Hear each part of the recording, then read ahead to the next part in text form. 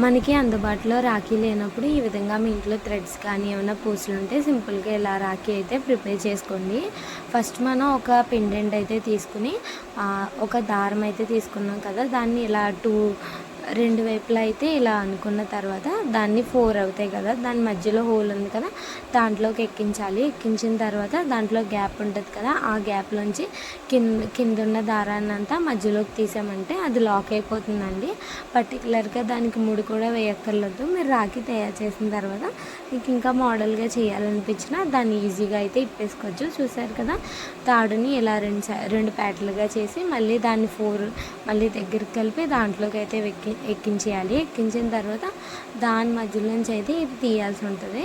దీనివల్ల చాలామంది ముడి అది వేస్తారు, అలా వేయకుండా ఇలా ఈజీగా కూడా ఉంటుంది. సింపుల్గా అప్పటికప్పుడు కావాలి వెంటనే అన్నప్పుడు ఇలా అయితే చాలా బాగుంటుంది.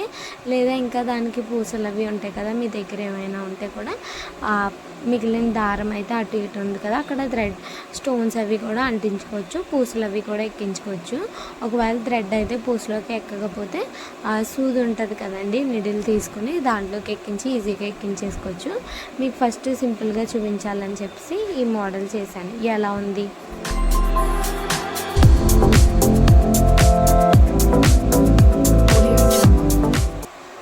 అలాగే ఈ వీడియో నచ్చితే లైక్ చేయండి, కొత్తగా ఎవరైనా చూస్తే సబ్స్క్రైబ్ చేసుకోండి. ఇక్కడ ఇంకో మోడల్ అయితే చేస్తున్నానండి.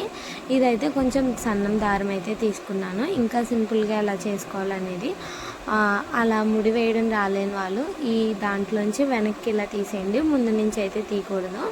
ఇలా వెనక నుంచి ఎక్కించేసుకుని జస్ట్ అలా మనం అటు ఇటు ముడి వేసేసుకుని రాఖీలా కూడా కట్టచ్చు.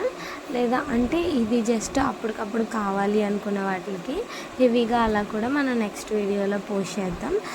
కొంచెం మంచిగా హెవీగా ఉండే రాఖీ అయితే నేను నెక్స్ట్ వీడియోలో అయితే ప్రిపేర్ చేసి మీకు చూపిస్తాను. చూసారు కదా, ఇలా ఎక్కించిన తర్వాత దాంట్లోకి నేనైతే పూసలు అయితే ఎక్కిస్తాను.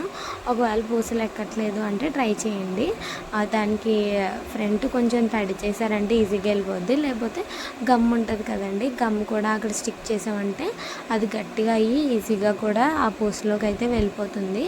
లేదంటే మీరు సూది తీసుకుని ఆ సూది అయితే ఎక్కించేసి చూసారు కదా, నేను గమ్ పెట్టకుండా సూదితో ఇలా కూడా ట్రై చేస్తున్నాను.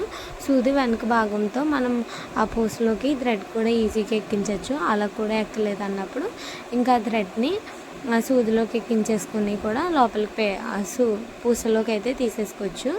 నేను ఏ విధంగా చేసుకోవాలనేది ఒక 3 మోడల్స్ అయితే చెప్తున్నాను కదా, అందుకని చెప్పి సూది ఎలా కావాలంటే అలా అయితే ఎక్కించేసుకోవచ్చండి. చాలా సింపుల్గా ఇలా అప్పటికప్పుడు కావాలి రాఖీ అన్నప్పుడు ఇలా అయితే ప్రిపేర్ చేసుకోవచ్చు.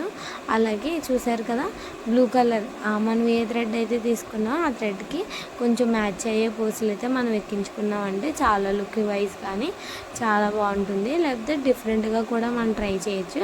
కానీ మధ్యలో పెండెంట్ ఒకవేళ లేకపోతే కనుక ఊల్ ఉంటుంది కదా, దాన్ని ఒక పేపర్కి రౌండ్గా చుట్టేసి ముడి వేసి మధ్యలో కట్ చేసేసి చుట్టూ కట్ చేసామంటే అదొక పువ్వులా అయితే వస్తుందండి.